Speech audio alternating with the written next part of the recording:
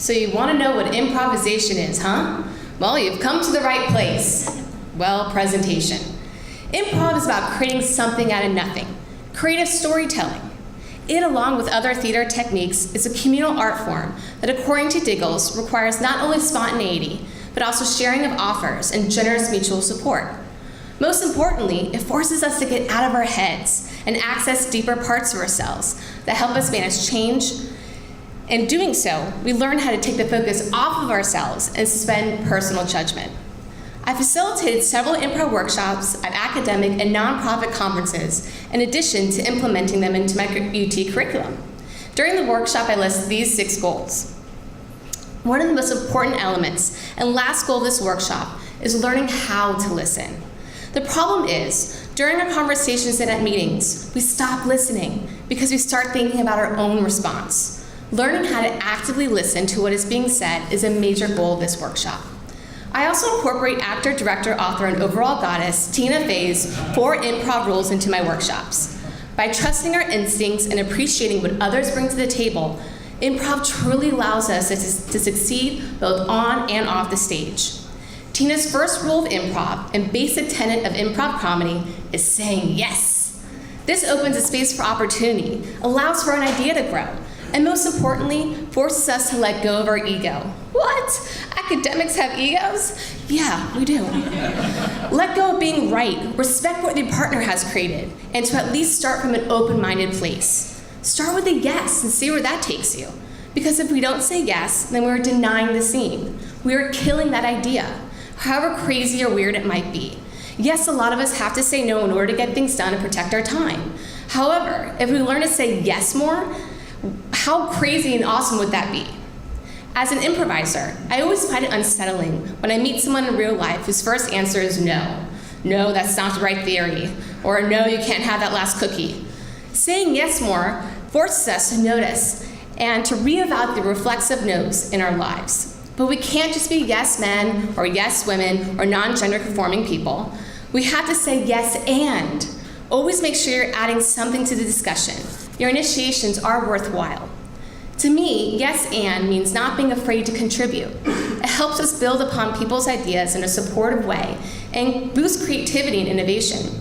In a culture where the default answer is no in order to avoid risk and the possibility of failure, incorporating a yes and mindset allows for a fast-paced, energetic, forward momentum.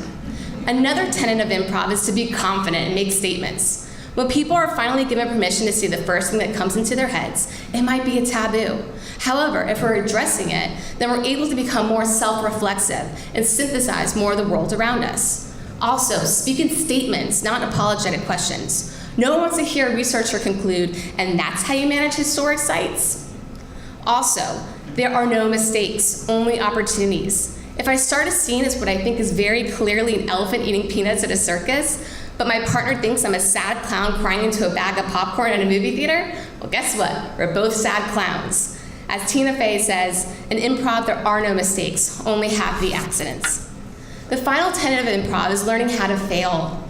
Knowing that your team has your back, you trust your environment, and you feel comfortable taking risks. Because without doing so, we will never be able to move forward. And guess what? If we fail, we're not failures, we just failed. Now we have to move on. I start the workshop by having all participants circle up and participate in some word association and sound games. This allows us to let loose physically and mentally, get out of our heads, be present and listen. After these games, participants feel more comfortable acting silly around their peers and feel like they're in a safe environment. The second game is making our partner look good and extremely smart. How do we do this? By supporting and encouraging our partner. We are letting go of our ego and thinking about how we can contribute to the scene rather than what we take from it. Putting the focus on our partner allows us to let go of self-judgment and truly be present and mindful to what they are saying. Doing so builds a stronger, more collaborative community. Another game is the one-word story. This exercise forces us to yes and a scene and truly listen to what is being said. We are trying to create and collaborate in a story, one word at a time, that makes sense. So even the smallest of words, like and or the, are important. A great exercise for type A personality is to remember that each of us have a play that plays a supporting role. Another game is called the emotional game. Participants partner up and engage in a conversation. I yell different emotions, happy, now sad, now scared, and they have to continue that dialogue embodying that emotion. This game helps us to deal with change better, to sharpen our ability to read and recognize the different emotions people express in conversation. Debriefing after each workshop is essential. For instance, I asked my students to anonymously reflect on their experiences. Overall, they felt like they were able to trust their gut more, stop overthinking things, and just have fun. These workshops help them work as a team for their class project and improve their communication and collaboration offers. Furthermore, using improv helped the students adapt to change. I redesigned their course to be student-driven, which caused some students to feel anxious and frustrated with the changes. So we used improv games to address the elephant in the room. Using comedy as a way to release negative energy helped to diffuse the emotional part of these issues. Comedy makes change more manageable, opening a door for all kinds of conversations. As for the academic conferences, participants felt that improv helped them reflect on their own classroom style of collaborative learning and will be a great way to help their students understand cultural cues. Additionally, majority of participants didn't expect to have as much fun as they did and will incorporate some of their improv games into their curriculum. As for me, practicing improv has helped me to let go of my ego, listen actively and empathetically, and learn how to say yes, to agree with my students, to agree with an idea that's brought up in a faculty meeting, stay in the moment, be present, and have fun. Improv is not about you, it's about your team. Just like life, we build relationships and make connections.